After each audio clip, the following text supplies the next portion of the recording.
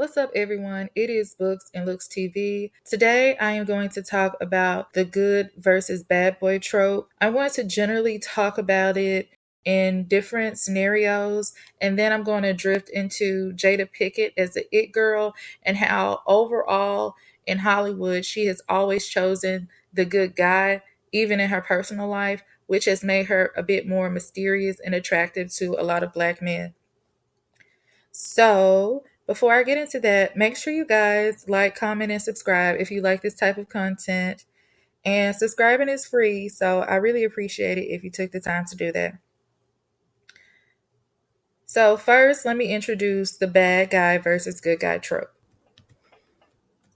As cited by tvtrope.org, the good guy trope are characters who are kind, friendly, psychologically well balanced, morally good, and socially decent in most cases, and in short, someone anyone would genuinely like to be around and have as a friend, which is often what they are to the hero and or his extended cast.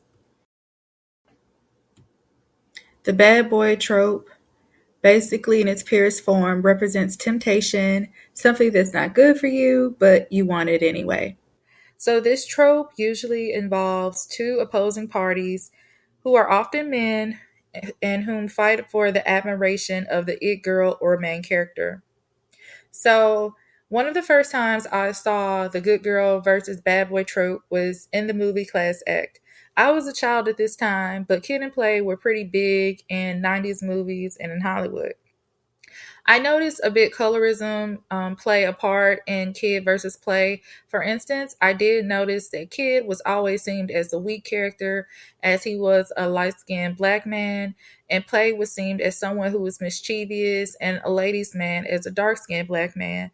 But aside from the colorism I would later see as I grew up, I noticed that also because Kid was seen as weak, he was often again the good guy, and Play was supposed to be the bad boy. So in the movie Class Act, Kid and Play were two teenagers whose transcripts got mixed up, so they both ended up having a schedule change.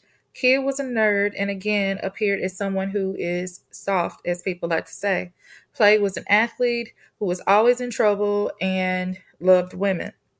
Kid was not, but because of the record mix up, he took on Play's reputation as the bad guy. Kid quickly began to realize how popular he was with women as a bad guy. Like women or the students at the school would literally throw themselves at Kid because they liked bad guys. And again, that is something that a lot of people criticize, especially black men. They say like a lot of nerds don't get chosen or the good guy doesn't get chosen. And this stereotype pretty played it up in that movie. So again, Kid was a gentleman who only played tough and actually stood up to bullies. And I'm going to go on to I Future. should love harder, I guess. Should have found a way to love harder. I should have found a way to love the right way. Right. Like, but as I go along and I learn, like I'm in a situation where I come from nothing, and I didn't have a person, a male role model to show me how to open the door for a woman, or open the door for a woman, or like, or buy her flowers. They Right. really like flowers. Nobody bought my mom flowers. I never see my mom get flowers, Right. and so it's just like I never seen that male role model just showing me how to treat a woman. So as I grew up and I get women or I get girls or whatever the situation may be, I'm in relationships. I learned through my relationships.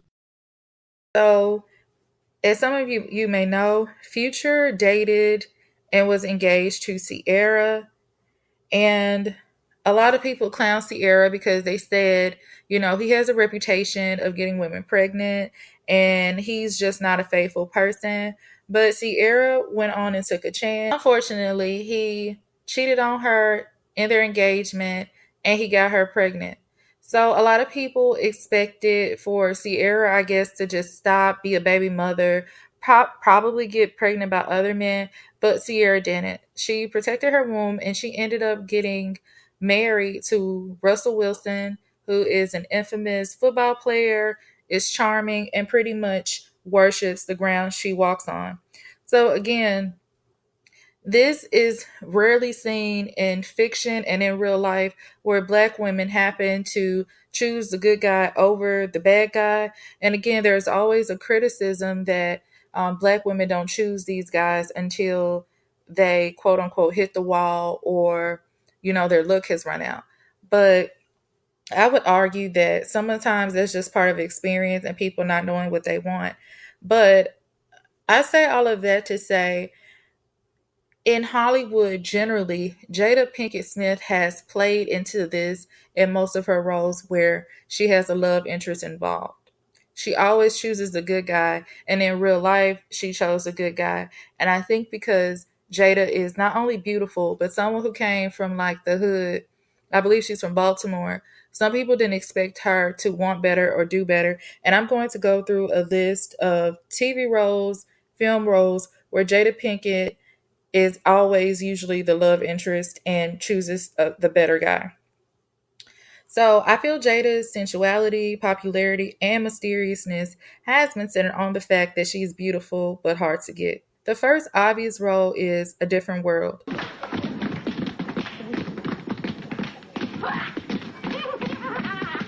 Yolena, step on in. Oh, I do not think so. Not the way y'all look. Oh, what's the matter with the way we look? Yeah, girl, you missing out. Don't knock it till you try it. Oh, she's tried it. Remember this? L to the E to the N to the A. Step off. You ain't getting no play. Didn't you compete with that last year? I was a freshman. Excuse me for maturing. And that's not what I did. Look and learn. L to the E to the N to the A. Step off. You ain't getting no play. Go ahead.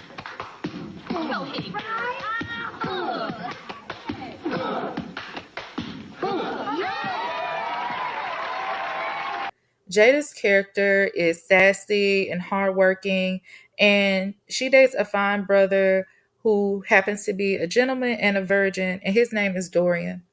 Jada is really attracted to him sexually. She's really more attracted to how he treats her, and in return, how he treats her makes her want to like be sexually intimate with him. But he's not doing that right now. So anyway, Jada would seem intimidated and like she would give up, but again, she doesn't give up on him. But aside from all of that, there's an interesting episode where they bring Tupac on. She's like, I'm happy to see y'all, but I've elevated in life. I'm in college, I'm dating someone else, and we're not rekindling this friendship. So Tupac, he becomes like aggressive with her and especially Dorian. And they go to this dance, and Jada just pretty much shows how she's interested in Dorian. Now, this pushed the fantasy onto a lot of people because a lot of people try to ship Jada and Tupac as a real thing, but Jada always reinforced that they were just friends. So, again, this scene, I feel like people would take into real life, and people would always make the joke, especially onto Will Smith's between Jada's marriage to Will Smith, that Tupac, he would never allow this to happen, or she should have ended up with him, or that they're always were comparing Will Smith to Tupac. And I think because at the end of the day, not trying to disrespect Tupac. I know he's not here, but in general, Tupac did represent duality, like a poetic man, but he also showed this rough side of the streets. And again, I feel like more people can relate to that type of rapper than Will Smith, who wasn't really rapping about stuff like that and who doesn't present himself like that. So even though people say black women should choose the good guy, it's like they promote the bad guy in more ways than not, especially in mainstream culture. But to move along, the next movie I'm going to talk about is Jason's Lyric. In Jason's Lyric, Jada is portrayed as Lyric. She is a hardworking black woman who rides the bus and lives in her family's home with her notorious brother, who is a street criminal. Lyric is surrounded by the madness of being in the hood, but she still manages to be reserved and beautiful, and she really wants to get out of the hood. Jason is pretty much the same as her. He is someone who is responsible, is like a manager of an electronics shop, and he also has like a lot of family trauma, and his brother has just gotten released from prison, and he feels the need to be loyal to his brother and try to kind of, lift him up and show him another way of life, except his brother isn't about that.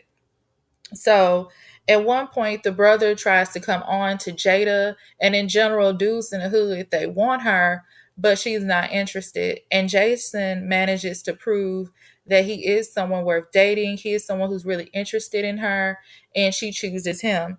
So again, that's another example where Jada Pinkett Smith chose the good guy over like the hood dude. And the last movie I'm going to talk about is Set It Off, where Jada is again plagued by the hood and all that comes with it. Despite her attachment to problematic black men, the trick and exploitative supervisor, Jada still appears beautiful to an onlooking successful banker. He too, like Jason, in Jason's lyric, shows her the finer side of life, but unfortunately she has to leave him. Okay, so now that you see how Hollywood has made Jada the it girl, you can see how this has impacted her public persona.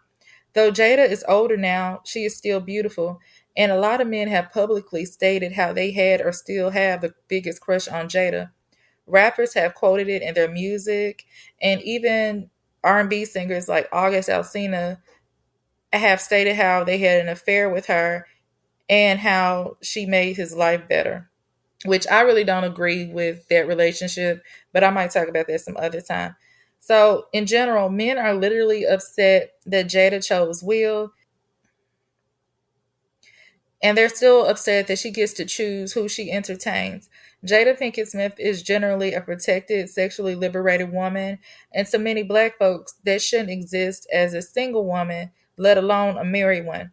So people are constantly calling Jada out of her name and unworthy of protection.